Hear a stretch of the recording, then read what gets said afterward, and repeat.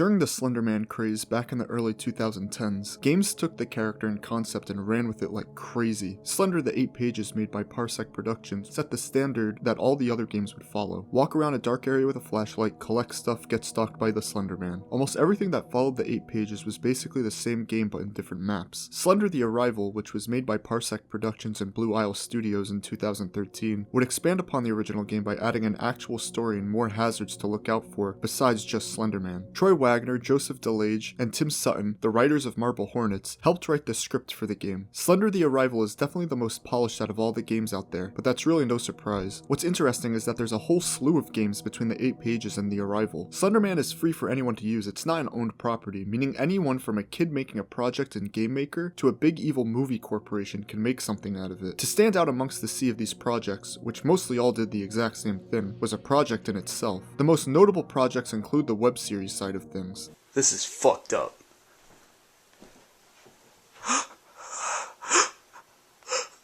Oh my god. Marble Hornets, Tribe 12, and Everyman Hybrid all come to mind when I think of the popular ones. Other people tried to emulate this style of found footage type filmmaking and attempted to make their own web series using the Slender Man character, but completely missed why the genre was interesting to begin with. Hey, do you want to make your own Slender Man web series without actually doing anything new or original? It's really easy. First, get a white morph suit, your dad's suit and tie, and your camera. Then, convince your friends to either put on the getup or have them run around your local wooded area with a camera while you walk around behind them in the costume.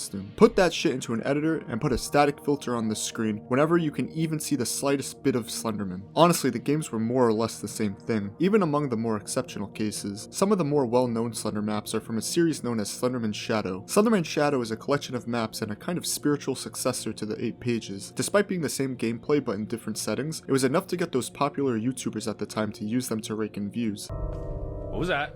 What just happened? Ah! Ah! It also helped that horror game Let's Plays with over-the-top webcam reactions was absolutely huge at the time. All this to say that people were very aware of these maps. The maps were originally created in FPS Creator by Mark Steen and Ray Burgess. It ran from August 2012 to January 2013 and consists of 9 maps. It was made with the help of donations and was remade in Unity at the end of its run. Mark Steen released the Unity remakes of the maps on itch.io about 4 years ago, so they're available for anyone to download and play for free. This video is mostly just me looking for a good way to get into the old Halloween spirit, and I figured it might be fun to go through these maps and see what was the big deal, outside of Markiplier screaming at a still model. Also, some of these maps will have more time dedicated to them than others. There's only so much that these maps do differently from each other in terms of gameplay. The task is always to collect the maximum amount of whatever it is you're supposed to be collecting, and then return to where you started, all the while being chased by Slender Man. The only exception to this is maybe Claustrophobia, but we'll get to it when we get to it. So to respect your time, I'll only be going over what I believe to be the standout points for each of these maps. Sanatorium was the first map released and is probably the most straightforward. You need to find the 8 pages and return to where you started after collecting all of them. This map is very atmospheric.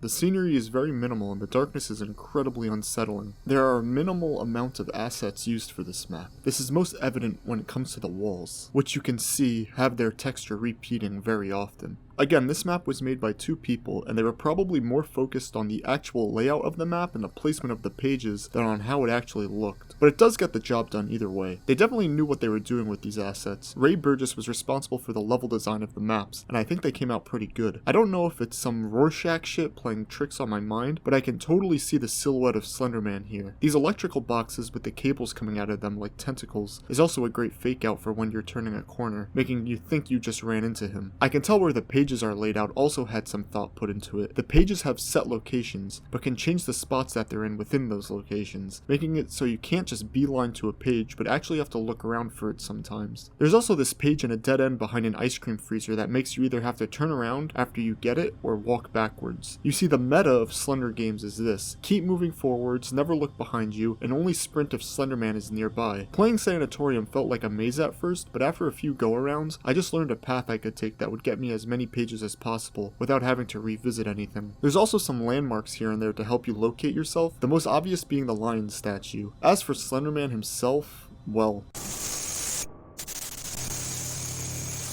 I'm not the biggest fan of his model in the Unity versions of these games. Part of what makes Slender Man scary is his complete lack of facial features. The shallow parts on his face here help place where key facial features are, and the nose makes him more human. I can also glean an expression thanks to the eye sockets, which takes away from Slender Man's mysterious design. The original photos of Slender Man have him with a blank slate for a face. The nose is even barely present. He also has this idle animation which is just flat out goofy. He sways from side to side like an impatient child. The model used in the old versions is a bit better. His anatomy is less symmetric and his face has no defining features whatsoever. He's also completely still, which makes him that much more imposing, which isn't really saying a lot to be honest. The only problem is that he's about the same size as the player character. Slender Man is supposed to be super tall, so either he's short or we're Shaquille O'Neal. Also, on that note, I think enough time has passed where we can admit that the only reason Slender Man is scary in these games is due to the piano chord that plays when he shows up.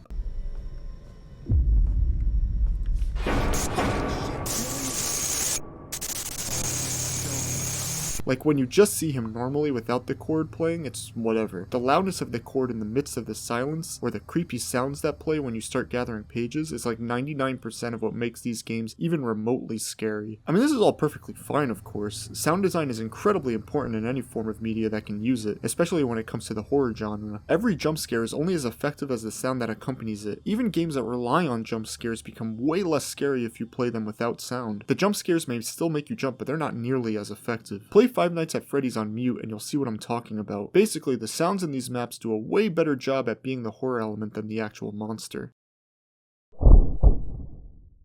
The next map, Hospice, is pretty similar to Sanatorium. There are definitely improvements made to the map design and the visuals here compared to Sanatorium. This makes it so that the map maintains that unsettling atmosphere from before, but also doesn't feel like the same map with a different layout. Speaking of the layout, the map is way more confusing to navigate than Sanatorium. I was constantly finding myself revisiting the same areas and had a hard time keeping track of my relative position to the entrance. Also, due to how tightly spaced all the rooms and hallways are, Slender Man is a lot harder to avoid. He's able to clip through walls while he's following you. This map, not having very thick walls or enough space to run away from him when he's close by, makes it easier for Slender Man to catch up to you when you start getting pages. There were several times where I would die and then the camera would just show the wall he was currently clipping through. The pages are also placed in more deadly places, like this one here by the fire. Dead ends are always problematic, and I tend to try and go for the pages in them when Slender Man's aggression is as low as possible. In the old version of this map, this location had a board of people who donated to the project. It's a shame that it's not here in the new version. It must have been so cool for these people to have seen their picture or name on this wall. I wish I could say more about this map, but that's really all there is to it. I mostly just see it as an alternate version of Sanatorium. Both of these maps share similar vibes but are executed in different manners. I think out of these two, I prefer Sanatorium over Hospice due to its overall level design. Elementary is where you can start to see a shift in mindset when they were making these maps, even if it does start off with the cliché. Ring around the rosy pocket full of posies, ashes, ashes, we all fall down. The player character is a little kid, so our height is way smaller compared to our height in the last two maps. This makes the map feel a bit bigger, and makes Slender Man taller, making him a bit closer to a height I imagine him to be. The map is laid out as a maze circling around this courtyard area. We're also not collecting pages anymore. Instead, we've got these teddy bears impaled on spikes. It doesn't really change anything though. I guess they are technically easier to find since they stick out more, but their purpose as things to find remains pretty much unchanged. There's also dead fat guys strewn around the level. I'm not gonna lie, these guys are pretty comical. They're killed in over-the-top ways and are dressed in bright yellow. Their heads and body parts are left here and there too. I guess it's okay if they wanted to include more gore in these levels, but this just seemed like an easy solution. These guys are out of place for a school setting. They do okay as fake-outs for Slender Man, especially this headless guy on the spike, but it could have been better if you ask me. This is a school, so it wouldn't be out of place to see the bodies of people who are well-dressed, like teachers or something. Even if it's just a guy with a white button down, it would be more appropriate for this setting and serve as a better fake-out as the body would more more closely resemble Slender Man. Maybe these guys are supposed to be janitors or something? Even so, I can't take them seriously. As for the map itself, it's a lot easier to navigate than Sanatorium and Hospice. Don't get me wrong, it's still a maze, but with this courtyard in the center, you can better understand where you are. Some of these maps have you run back to where you started after you collect everything, so knowing where you are helps out a ton. You can also cut through the courtyard, which will take you to the exit if you're on the opposite side of it. So far, the maps we've seen all use the same groundwork more or less. Despite having different layouts, these three maps are very similar in terms of visual design. However, the maps after this one all have vast differences from not just these first three maps, but from each other as well. Mansion was a breath of fresh air for me as I was going through each map in order of release. It's really nice to play a map that isn't just concrete walls repeated over and over again. The map has multiple floors, each with its own scenery, a first for the collection. The rain outside is also a nice touch. We're not even collecting pages anymore. Instead, we have to find 12 mementos from the childhood of this guy we're playing as. This makes it so you need to actually inspect different objects you think are out of place in order to progress. It's no longer about looking for the right wall, but about picking out something odd. Some of the mementos are easily missable. For instance, this grandfather clock, I thought it was just for decoration, so I didn't think much of it at first, but I later found out it was in fact something I needed to collect. Some of them are also kinda small, so really keeping an eye out is key for completing this map. For what it is, this map has a great sense of exploration, just because of this idea to make the collectibles something other than pages. Claustrophobia is the first map that takes place entirely outside. The whole map is a hedge maze, where you need to find the right key out of 10 to open the exit and escape. There are these hut things spread around the map and a statue in the center to help keep your bearings straight. Despite this, it's still hard to find keys as everything looks exactly the same, making it hard to remember which paths you went down and which paths you still need to investigate. Actually, according to the code of the game, 6 keys is the minimum you need to start opening the doors. Collecting 6 keys and heading for the doors gives you a 20% chance of the doors opening. I appreciate them adding a feature like this. It lets the player have more of a choice in completing the game, instead of just having to remember where the things they have to collect are. The player can play it safe and collect all 10 keys, but have to deal with a more aggressive Slender Man, or they can collect 6 and risk beelining it to the door, where, if they don't have the right key, they'll have to traverse the maze again, this time with Slender Man probably closer on their tail. 7th Street is probably the weakest of all the maps in my opinion. I know these aren't AAA games or anything, but I think they could have done just a bit better than just pasting a texture over a cube for some of these buildings. It's also fairly small, so much so that in the Unity remake they reduced the number of pages from 8 to 6. Apparently I'm not alone in this sentiment, as when this map was released, people were complaining that it was too easy, and this was in the original version with 8 pages. The lighting effects from the streetlights are pretty cool though. Walking around the empty city streets actually provides some pretty unsettling atmosphere, like looking down the street into the absolute darkness gives off such a foreboding vibe. So while this map lacked in level design and was kind of a downgrade visually, it's not all bad. Prison is the map I felt the most lost in. Funnily enough, Prison feels more labyrinthian than Claustrophobia. Going through the cells and the tunnels feels monotonous, and I found that the scenery didn't change much at all. The map itself is pretty damn big, and seeing the same crap over and over again becomes exhausting. The story behind this map is actually kind of interesting. As I said for 7th Street, people complained that it was too easy. In response to this, Mark Steen rewrote Slender Man's AI to increase the difficulty for Prison. Slender Man now has a kind of aggression timer that increases as time progresses, in addition to it increasing when you pick up the pages. This resulted in some people finding the map too hard, ironically. Mark even released a tips and tricks video to help people who were struggling get through the map. Props to Mark for listening to his community and take the criticism he received from the last map to try and improve this one. While the wiki only talks about the people who thought Prison was too hard, I believe that there were people who did appreciate the challenge, and I'm sure they were grateful to Mark for actually hearing them out.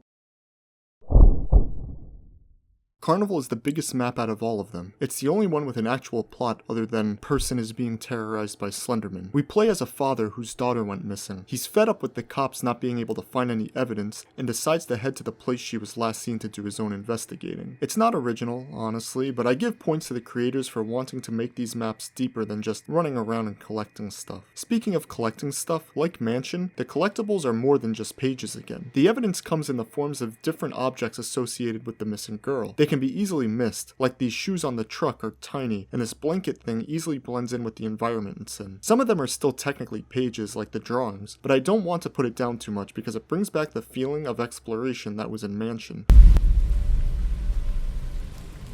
Are you kidding me? The washed out colors in the rain also make for great atmosphere. This is definitely the hardest map in the collection, but not for the same reason as Prison. Slender Man is more aggressive, but most of the challenge comes from the difficulty in finding the pieces of evidence. Most of the buildings are these food stands, and there's almost no way to distinguish the ones that have evidence in them from the ones that don't. So unless you memorize their layout or use a map, this one's going to take you the longest to complete. With the variety of objects you need to find, the increase in difficulty, and overall presentation, I'd say this is probably the best map out of all of them. It makes sense. This was the last serious map they made, and is a culmination of everything they learned from not just making the maps, but from their fans and the sheer number of other Slender games that they were also probably keeping an eye on. So there's one more map, the Christmas Special. It's a Christmas themed map where you collect presents. To me, it just looks like Ray Burgess took some Christmas styled assets and slapped them on the grid just for fun. The music in the background is pretty funny.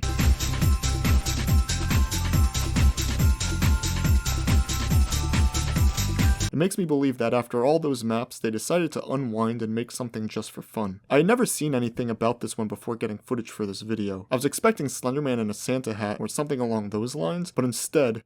Merry Christmas. Honestly, I can't say I was expecting that. These maps are fine. They don't really take the groundwork that the 8 pages laid out to new places outside of level design. They reworked the Slenderman AI, sure, but what did that really change? The maps are still about finding stuff in a maze and running away from Slenderman, and that's really about it. I honestly don't know what I was expecting to learn when I decided to make this the topic of my next video. I had only ever seen YouTubers play these maps, so I never experienced them for myself when they first came out. Playing them for the first time made me realize how basic they are. Not that that's a bad thing, but in this case, these are all the same games but in different settings. That being said, I'm glad these games exist, as I'm sure the devs of Slender the Arrival looked at the huge amount of fan games that were released while making their game, and I'm sure they looked at the Slenderman Shadow maps. Not only Slenderman the Arrival actually, I'm sure these fan games gave some immense inspiration to other projects that might not even had anything to do with Slenderman. Mark Steen still seems to be making stuff. His YouTube channel was updated about 4 years ago, and he's released some projects after finishing Slenderman Shadow. Ray Burgess is also still active. His art station has some really cool stuff on it. If you're looking for a horror game to play for the Halloween season like I was, I recommend checking these maps out. You can name your price for them on itch.io, and they're a decent horror experience if nothing else.